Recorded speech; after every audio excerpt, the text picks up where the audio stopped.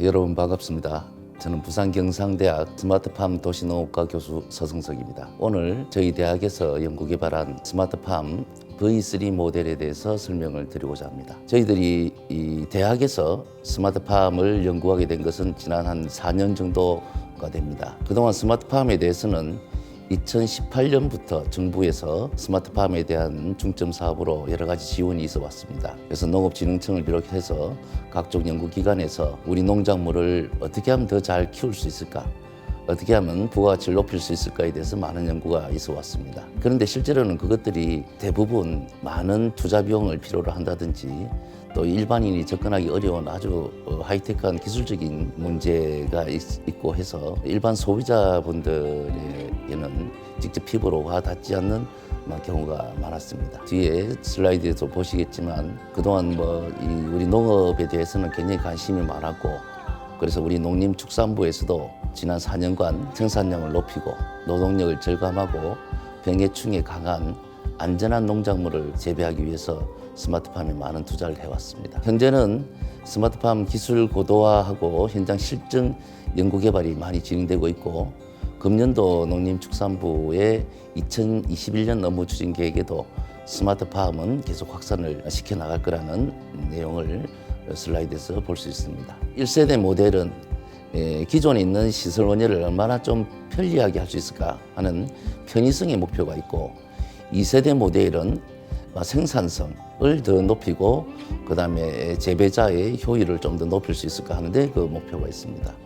3세대 모델은 아주 로봇형으로 전 과정을 자동화해서 이 자체를 앞으로 우리가 플랜트를 수출한다든지 기업형 농장을 만드는데 그 목표가 있습니다. 자, 그러면 저희 대학에서 왜 이 스마트팜 쪽으로 연구개발을 시작했는가에 대해서 말씀드리겠습니다. 사실 누구나 다 스마트팜을 알고 하고 싶어 합니다. 그리고 스마트팜에 들어가는 각종의 센서라든지 제어 장비는 벌써 10년 전에 다 개발이 되어 있었습니다. 그런데 우리가 핸드폰을 가지고도 핸드폰의 기능을 다 살릴 수 없듯이 사실 스마트팜이 첨단화되면 될수록 일반인의 눈높이와 운용과는 거리가 점점 멀어지게 됩니다. 그렇기 때문에 스마트팜을 더 확산 보급하려고 정부에서 노력을 하더라도 일반인이 다가서기에는 상당히 어렵고 어디부터 접근해야 될지를 모르는 그런 문제들이 있습니다. 그래서 저는 원래 전공이 리스크 매니지먼트가 전공입니다. 기존의 시설 원예의 문제가 무언가를 따져봤을 때 제일 중요한 것이 일반 농업을 하고자 하는 사람, 농업을 하는 사람들이 제일 쉽게 사용할 수 있어야 되는 거고, 두 번째로 그 기계로 인하여 사람이 종속되면 안 된다는 겁니다. 그래서 저희가 연구 개발한 제일 큰 테마는 농업을 스마트하게 라는 목표와 농민을 자유롭게 하는 목표, 그리고 도시와 농촌이 같이 상생한다는 세 가지의 목표를 가지고 연구 개발이 시작됐습니다. 그래서 1세대 비닐하우스에다가 제어장치를 다는 것보다는 기존에 안전하게 작물이 자랄 수 있는 구축물에다가 제어나 작물 재배가 가능하도록 시설을 좀 더 쉽고 보편적으로 만든다는 게 저희 대학의 연구소에서 하는 역할입니다. 울주군 스마트팜 단지 보급 지원 사업은 작년 2020년부터 시작되었습니다. 많은 우리나라에도 스마트팜에 대해서는 많은 기업들이 있지만 그 중에서도 저희들이 작년에 참여해서 울산에 제1호기를 만들어냈습니다. 새로운 시설을 구축하고 어려운 기능을 배우고 그다음에 그걸 익숙할 때까지 수많은 시간이 걸리지만 저희들은 구조물을 만드는 것보다는 만들어진 구조물을 그대로 이동해서 그 구조물로부터 바로 생산이 될 수 있도록 시간을 단축하고 그다음에 농민들이 좀 더 쉽게 다가갈 수 있는 그런 모델을 만들었습니다. 엔싱이라든지 각종 최근의 스마트팜으로 크게 성장하고 있는 기업들이 대부분이 컨테이너형 모듈을 사용하고 있습니다. 그 이유는 첫 번째, 각종 농작물을 재배하는 데 있어서 구조물을 새로 만들 때마다 구조 설계에 따른 작물의 재배 원리가 다 달라집니다. 안에 공기의 순환부터 온도의 평준화까지 다 맞추려면 적응하는 데 상당히 시간이 걸리고 구축한 뒤에도 생산 작물이 데이터대로 나올 때까지 시간이 꽤 걸리게 됩니다. 그러한 시간을 더 단축시키기 위해서 고정적인 구조물을 쓴다는 겁니다. 과거 우리나라의 농업진흥청이나 농업 관련 연구소에서 각종 토마토, 딸기, 그 외의 작물에 대한 데이터를, 생육 데이터를 충분히 받았습니다. 그럼에도 불구하고 지금 쉽게 그 데이터를 사용할 수 없는 것은 전라도 나주의 외부 기온과 강원도 홍천의 아침, 점심, 저녁의 기온과 습도가 다 다르기 때문에 기존의 규격화된 데이터 값을 적용을 해서 새로운 작물을 만들어낼 때까지는 상당히 시간이 걸린다는 겁니다. 그래서 제가 생각한 것은 외부의 요소를 가능한 단순화시키면 내부의 요소만 관리하면 될 수 있기 때문에 그래서 냉동 컨테이너를 사용하게 됐습니다. 또 하나는 저희들이 플랜트가 나중에 수출이 되더라도 현지에서 어디든지 구할 수 있는 그런 도구들이 있으면 좋겠다.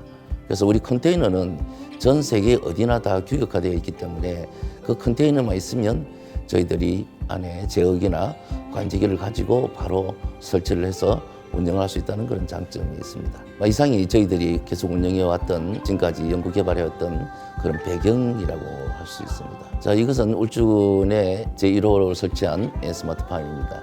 안쪽에 재배동 안쪽에 저온성 버섯을 주로 키우는데요. 가능한 저희들은 흙을 사용하지 않는 그리고 가능한 물을 적게 사용하는 그런 작물을 중심으로 재배를 할 수 있도록 생각하고 있습니다.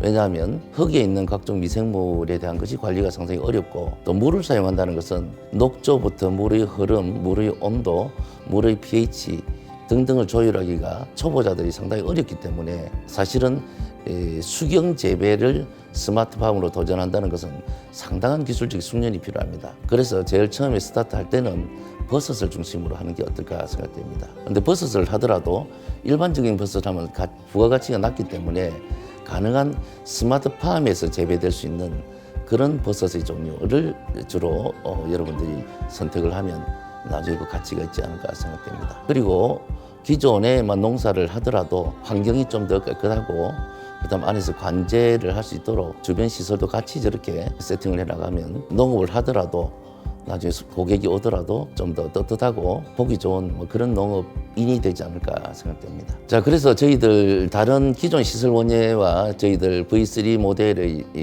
차이라고 한다면 기존 시설 원예가 토지 관리비나 인건비가 많이 드는 게 비해서 저희들은 컨테이너 40피트 한 동이 약 8평 정도가 됩니다. 문을 여닫는 공간까지 하면 한 12평 정도가 되면 충분히 설치할 수 있고 1인이 3동 이상을 관리할 수 있기 때문에 그만큼 인건비가 절약된다고 볼 수 있습니다. 또 하나는 기존의 비닐하우스나 시설원예 같은 경우는 설치하고 시설을 구축하는 데 시간이 꽤 걸리지만 저희들은 외부에서 미리 다 만들어져서 패키지형으로 고객이 원하는 곳에 그대로 트레일러를 이동해서 내려놓고 380 전기만 들어오면 바로 가동이 되기 때문에 그런 점에서 시간적으로는 굉장히 단축이 될 것 같습니다. 또 하나는 저희들이 이미 기술적으로 검증된 저희들 자체의 데이터가 있습니다. 요즘 흔히 말하는 4차 산업시대에 빅데이터가 있는 거죠. 그 빅데이터가 개발이 돼야지 AI로 진행이 될 수 있겠죠. 저희들은 지난 수십 차례의 저희 재배동에서 재배를 하면서 얻어진 저희 자체만의 데이터가 있기 때문에 버섯의 배지를 입고하는 순간부터 수확할 때까지 전 과정을 저희 데이터로 자동화해서 키울 수가 있습니다.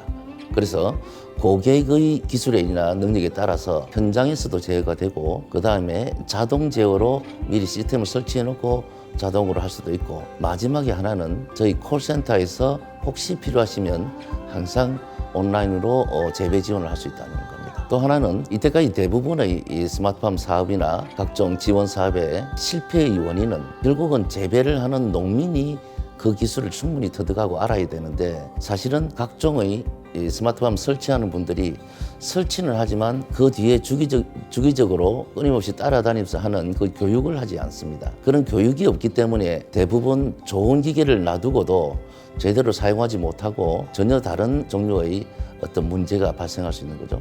그래서 저희들은 저희 재배동을 예를 들어서 설치하신 분들께는 사전에 20시간 정도의 사전 운영 교육을 하고 그다음에 연간 약 한 10시간 정도 따로 정기적으로 한 2달에 한 번씩 저희들이 현장에 가거나 아니면 현장에서 저희 학교로 오셔서 재배나 기술 운영 교육 그리고 그다음 6차 산업 확장 교육 등등을 교육을 받으실 수 있습니다. 저희들 V3의 내부 구성은 아주 저렇게 보면 단순합니다. 모든 기계는 저는 단순해야 된다 봅니다. 그래야지 수리가 가능하고 그래야지 원인을 파악하기가 쉽습니다.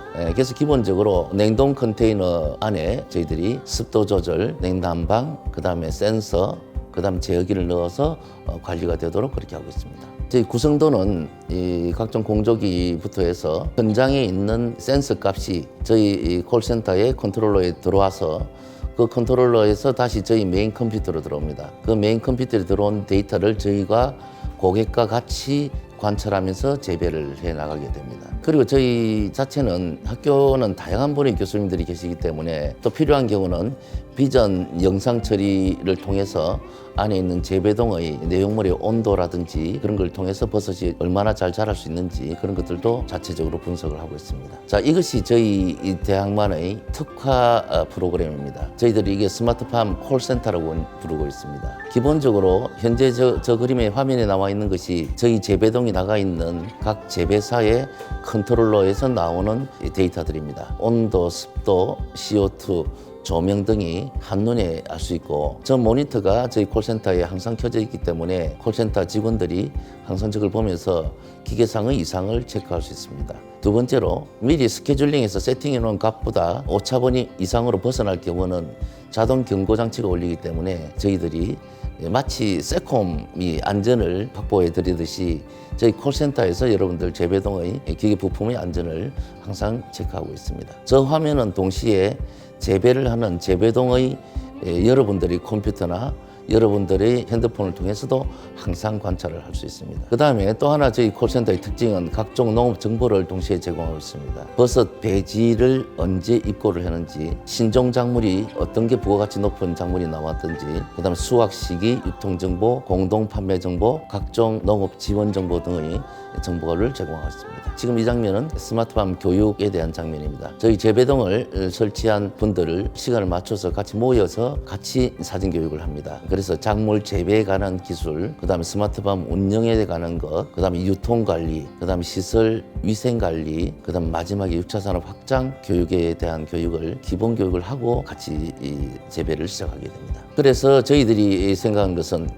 향후의 6차 융복합 산업의 확장입니다. 대부분의 농민들께서 생각하시는 것은 좋은 작물을 재배해서 그리고 또 그걸 가공하고 어떻게 유통을 할까의 문제에 주력을 하시지만 저희들은 거기에 4차 산업적인 요소, 품질 고도화, 작물 다양화, AI를 활용한 관제형 농, 거기다가 5차 산업, 체험과 교육, 취미까지를 같이 융합한 그런 사업 구상을 같이 컨설팅해 드립니다. 앞으로 저희들이 생각하는 울주군의 스마트팜 밸류체인은 이렇습니다. 아마 울주군의 스마트팜 센터가 설치가 되면 각종 여러분들이 재배한 작물 그리고 각종 유통기관 그리고 메가시티 라인에 있는 각종 소비자의 정보 그리고 대학이나 연구소의 기술 이런 것들이 전부 다 한 곳에 모여져서 혼자서 고민하고 농업을 하는 그런 게 아니라 모든 요소가 사회적 인프라스트럭처로서 여러분들을 도와드리고 같이 갈 수 있는 그런 시스템으로 아마 되어갈 것 같습니다.